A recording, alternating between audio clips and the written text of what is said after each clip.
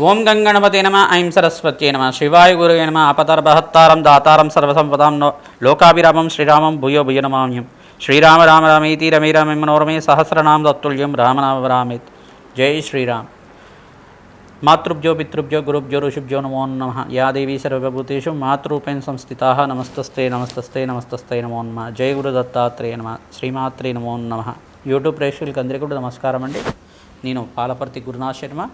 మీకంతా కూడా జ్యోతిష్ సంబంధమైన విషయాలన్నీ కూడా గోచారరీత్యా ఈ యొక్క గ్రహాల యొక్క స్థితిగతి మేరకంతా కూడా గోచార చక్రవశాత్ అంతా కూడా మేషాది ద్వాదశ రాశుల వాళ్ళకి ఈ యొక్క మాస ఫలితాలంతా కూడా చెప్పడం జరుగుతుంది. గ్రహాల యొక్క స్థితిగతి కలయిక ఆధారంగా వాళ్ళ దృష్టి గ్రహాల యొక్క గ్రహదేవతల యొక్క దృష్టి కేంద్రం అంతా కూడా ఈ రకంగా ఉంటుంది.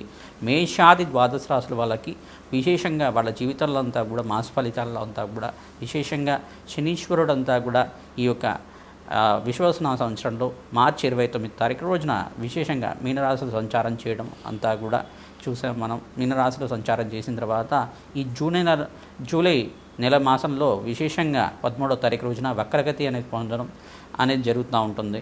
ఈ యొక్క వక్రగతి నుంచి శనీశ్వరుడి యొక్క ఫలితాలంతా కూడా ఏ రకంగా ఉంటాయి, మేష ద్వాదశ రాశుల వాళ్ళకి అసలు శనీశ్వరుడు ఇచ్చే ఫలితాలు ఏంటి, ఏలినాటి శని అంటే ఏంటిది, అర్ధాష్టమ శని అంటే ఏంటి, అష్టమ శని అంటే ఏంటో తెలుసుకుందాం. విశేషంగా ఏలినాటి శని ప్రభావం అనేది ప్రధానంగా ప్రతి ఒక్క రాశి వాళ్ళకి ఉంటుంది. ప్రధానంగా చూసుకుంటే ఎప్పుడైతే శనీశ్వరుడు గోచారరీత్యా వ్యయ స్థానం అంటే వాళ్ళ స్వరాశి నుంచి, ఉదాహరణకి మేషరాశి వాళ్ళకి ఏలినాటి శని ప్రభావం ప్రారంభమైందనమాట. ఉదాహరణకి చెప్తున్నాం, మనకేంటిదంటే ఈ యొక్క వ్యయస్థానం అని చెప్పేసి అంటారు. వాళ్ళ రాశి కన్నా ముందు రాశి వెనకాల రాశికి అంటే వాళ్ళ రాశి కన్నా వెనకాల రాశిలో శనీశ్వర సంచారం మొదలైనప్పుడు ఏలినాటి శని ప్రభావం ఉంటుంది. ఆ 2.5 సంవత్సరాలు ఉంటుంది. అది వ్యయస్థాన శనీశ్వర ఏలినాటి శని ప్రభావం అని చెప్పేసి అంటారు. తర్వాత జన్మస్థ శని అని చెప్పేసి అంటే జన్మస్థ శని అని చెప్పేసి అంటే స్వరాశిలో ఏదైతే రాశి ఉందో మేషరాశి వాళ్ళకి మేషరాశిలో శనీశ్వర సంచారం జరిగినప్పుడు అది 2వ దశగా ఉంటుంది. అది 2.5 సంవత్సరాలుగా ఉంటుంది. మరియు ధనస్థానంలో అంతా కూడా ధనస్థానం అంటే ఇక్కడ మేషరాశి వాళ్ళకి ప్రధానంగా చూసుకుంటే మరియు వృషభ రాశిలో శనీశ్వర సంచారం జరిగినప్పుడు ఈ యొక్క తృతీయ స్థానంలో అంటే ప్రధానంగా చూసుకుంటే అంటే మూడో దశగా ఈ యొక్క 2.5 సంవత్సరాలుగా ఉంటుంది. అంటే ఏ స్థానంలో 2.5 సంవత్సరాలు జన్మస్థ శని అంతా కూడా దోషకారిగా అక్కడ ప్రధానంగా చూసుకుంటే అక్కడ 2.5 సంవత్సరాలు మరియు ధనస్థానంలో అంతా కూడా 2.5 సంవత్సరాలుగా ఉండడం. ఈ ఏలినాటి శని ప్రభావం అంతా కూడా విగిపోయిన తర్వాత విపరీత రాజయోగాన్ని ప్రసాదించే దేవుడిగా ఉంటాడు. ప్రధానంగా కర్మఫలదాత అని చెప్పేసి అంటారు. శనీశ్వరుడు అంతా కూడా కర్మఫలదాత, ఆయుష్ కారకుడు, ఆయుకారకుడు అంతా కూడా సంపూర్ణమైన పౌర్ణాయుష్ ఇచ్చే గ్రహంగా చెప్పడం జరుగుతుంది. కర్మశేషాన్ని అనుభవించే విధంగా చేసే గ్రహంగా చెప్తుంది. ప్రధానంగా పాపకర్మనంతా కూడా నివారణ చేసే గ్రహంగా చెప్తుంది. ప్రధానంగా అఖండమైన రాజయోగాన్ని ఇచ్చే గ్రహంగా చెప్పడం జరుగుతుంది. విపరీత రాజయోగానికి కారణమవుతారు. రాజకీయంలో మంచి పదవి రావాలన్నా శనీశ్వర అనుగ్రహం ఉండాలి. విశేషంగా సంపూర్ణ ఆరోగ్యంతో ఉండాలన్నా శనీశ్వర అనుగ్రహం ఉండాలి. ఆర్థికమైన ఉన్నత స్థితి కలిగి అష్టైశ్వర యోగం కలగాలన్నా శనీశ్వర యోగం కలగాలి. ప్రధానంగా నవగ్రహాల్లో విశేషమైన స్థానం అంతా కూడా శనీశ్వరుడికి ఉంది. ప్రధానంగా చూసుకుంటే సూర్యపుత్రుడిగా ఛాయా మార్తాడ సంబుద్ధుడిగా చెప్పడం జరుగుతుంది. ప్రధానంగా చూసుకుంటే శనీశ్వరుడు అంతా కూడా తైలాభిషేకానికి ప్రీతమానసుడిగా ఉంటాడు. ఎవరైతే తైలాభిషేకం చేస్తూ ఉంటారో శని త్రయోదశి రోజు కానీ శనివారం రోజున కానీ విశేషమైన తైలాభిషేకం అంతా కూడా చేస్తుంటారు. ప్రాతకాలంలో అంతా కూడా అఖండమైన పుణ్యయోగం ఇచ్చే గ్రహంగా చెప్పడం. తిలదానము తిలహోమం ఆచరించడం వల్ల ఏలినాటి శని ప్రభావం నుంచి బయటపడడానికి ఆస్కారం ఉంటుంది. ఎవరికైతే కనుక ఏలినాటి శని ప్రభావం ఉందో మేషాది ద్వాదశ రాశుల వాళ్ళంతా కూడా శీఘ్రంగా కాయలభైరవ స్వామి దేవాలయంలో విశేషంగా అంతా కూడా కూష్మాండ దీపాన్ని వెలిగించాలి. ప్రతి అష్టమి తిథి రోజు కానీ శనివారం రోజు కానీ ఆదివారం రోజున కానీ పౌర్ణమి వేళల్లో కానీ అమావాస్య వేళల్లో కానీ అష్టమి నవమి తిథుల్లో కానీ విశేషంగా కాయలభైరవ స్వామికి అంతా కూడా అభిషేకము భస్మాభిషేకం ఆచరించిన తర్వాత ఈ యొక్క కూష్మాండ దీపాన్ని వెలిగించి అక్కడంతా కూడా స్వామివారికి ఈ యొక్క పరవాన్నాన్ని నివేదన చేయడం వల్ల పొంగలిని నివేదన చేయడం వల్ల మీకున్న ఏలినాటి శని ప్రభావం అంతా వీగిపోయి మీకంతా కూడా అష్టైశ్వర్య యోగం కలగడానికి ఆస్కారం ఉంటుంది. ఇక్కడ వక్రగతిలో ఉన్న శనీశ్వరుడి యొక్క ప్రభావం అంతా కూడా వక్రగతి ఇంకా మొదలే కాలేదు. వక్రగతి రాకముందే ఆ యొక్క దాని ప్రభావం అంతా కూడా శనీశ్వరి ప్రభావం అంతా కూడా ముందుగానే ప్రకృతిలో అంతా కూడా వైపరీత్యాలు జరుగుతూ ఉండడం, ఇట్లాంటి విమాన ప్రమాదాలు జరగడం కానీ ఆ యొక్క ఆర్థిక సంక్షోభం జరగడం కానీ ఇట్లాంటివి జరుగుతూ ఉన్నాయి. ప్రధానంగా చూసుకుంటే ఆ యొక్క జన నష్టం జరగడం కానీ ఈ యొక్క ప్రకృతిలో అంతా కూడా కొన్ని సంఘటనలు జరగడం కానీ ఈ యొక్క ప్రమాదాలు అనేది సూచనప్రాయంగా చెప్పడం జరుగుతుంది. ఈ యొక్క శనీశ్వరుడి దోషకారకంగా ఇట్లా జరుగుతూ ఉంటుంది వక్రగతి ప్రభావంగా. దాని తర్వాత ఏంటిదంటే ప్రధానంగా ఈ యొక్క ప్రకృతి దేవిని అంతా కూడా మానవాళి సంరక్షిస్తూ ఉంటే కనుక ప్రకృతి అంతా కూడా అందరినీ కాపాడుతూ ఉంటుంది. ఈ యొక్క మనం చేసే పుణ్య కార్యక్రమాల్లో అంతా కూడా ప్రకృతి అంతా కూడా మనకు సహకారం అందిస్తూ ఉంటుంది. కావున అందరికి కూడా ప్రతినిత్యం కూడా ఈ యొక్క మీకు చేతనైతే కనుక ఏదైనా మొక్కని దేవాలయ ప్రాంగణంలో నాటడానికి ప్రయత్నం చేయండి, దాన్ని సంరక్షించండి. తద్వారా ప్రకృతి దేవిని అంతా కూడా సంరక్షించే విధంగా ఉంటుంది, లోక కళ్యాణం జరుగుతుంది. తద్వారా అంతా కూడా ఎవరైతే వృక్షో రక్షతి రక్షిత అని చెప్పేసి అంటూ ఉంటారు, మొక్కల్ని నాటడం వల్ల విశేషమైన పుణ్య ఫలితం వంశాభివృద్ధికి కారణమవుతుంది, అష్టైశ్వర్య యోగం కలుగుతుంది, అఖండమైన పుణ్యప్రాప్తి కలుగుతుంది. దాన్ని నాటి వదిలిపెట్టకుండా సంరక్షించాలి, దాన్ని పెంచాలి, పోషించాలి.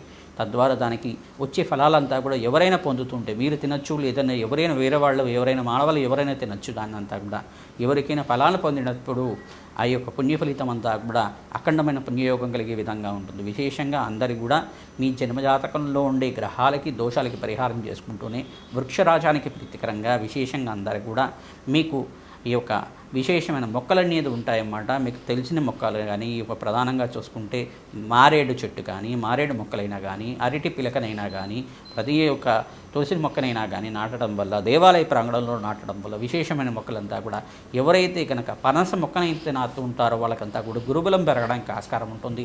విశేషంగా ఉసిరి మొక్కనంతా కూడా నాటడం వల్ల అఖండమైన ఐశ్వర్య యోగం సిద్ధిస్తుంది, మహాలక్ష్మి కటాక్షం కలుగుతుంది. మహావిష్ణు ప్రీతికరంగా ఉసిరి మొక్కని తులసి మొక్కనంతా కూడా నాటడం వల్ల విశేషమైన పుణ్యయోగం సిద్ధిస్తుంది. విశేషంగా వైష్ణవాలయంలో నాటడం వల్ల అఖండ పుణ్యయోగం సిద్ధిస్తుంది. కావున అందరికీ కూడా విశేషమైన ఫలితం వచ్చే విధంగా ఈ యొక్క ఫలితాలంతా కూడా చెప్తాం. విశేషంగా ఎవరైతే ఏలినాటి శని ప్రభావంలో కానీ అర్ధాష్టమ శని ప్రభావంలో కానీ అష్టమ శని దోషంలో కానీ ఉన్నారు, విశేషంగా జూలై నెల మాస ఫలితాల్లో భాగంగా శనీశ్వరి యొక్క ఫలితాలంతా కూడా వక్రగతి పొందిన తర్వాత ఇటువంటి పుణ్య ఫలితాలు వస్తాయి. ప్రధానంగా ఇటువంటి దోషాన్ని నుంచి బయటపడడానికి ఆస్కారం ఉంటుంది.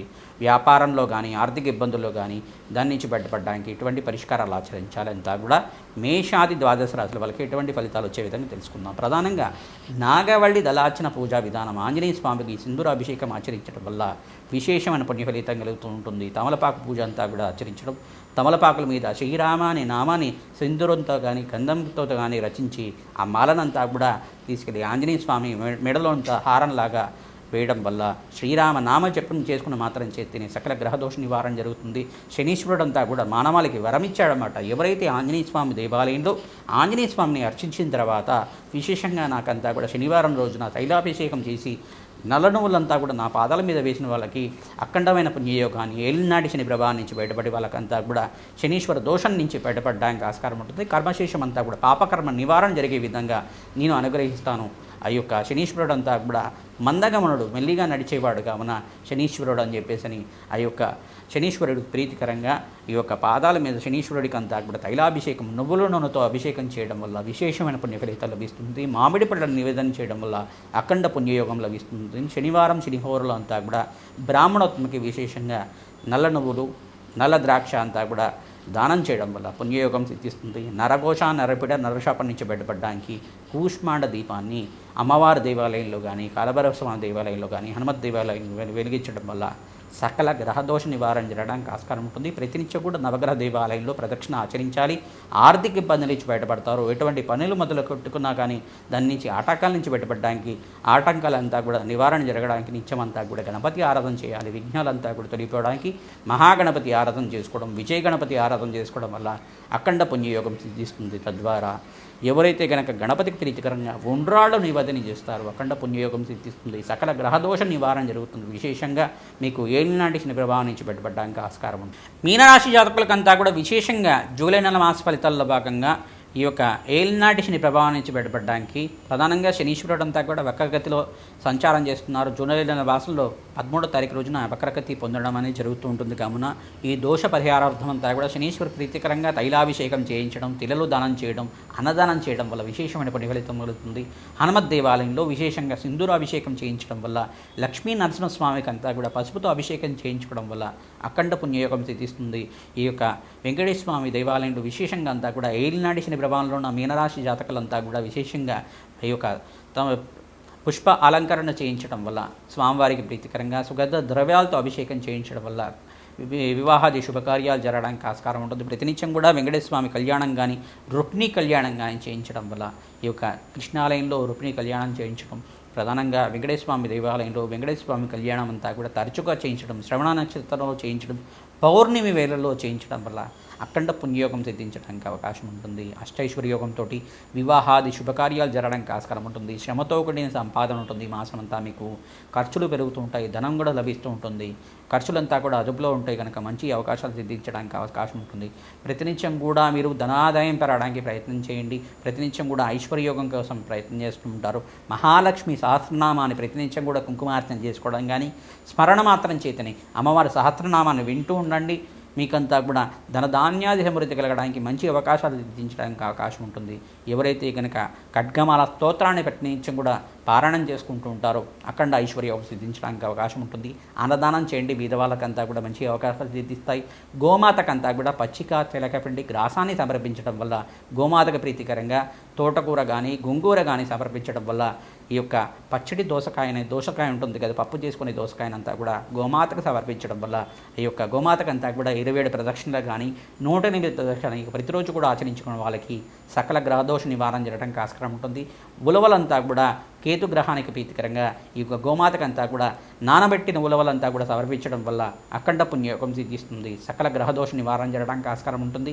గణపతికి ప్రీతికరంగా ఉండ్రాళ్ళు నివేదన చేయడం వల్ల కార్య జయం కలగడానికి, సకల విఘ్నాల నుంచి విముక్తి కలిగి ఆ కార్య జయం కలగడానికి, సకల పనుల్లో అంతా కూడా మీకు విజయాలు లభించడానికి ఆస్కారం ఉంటుంది.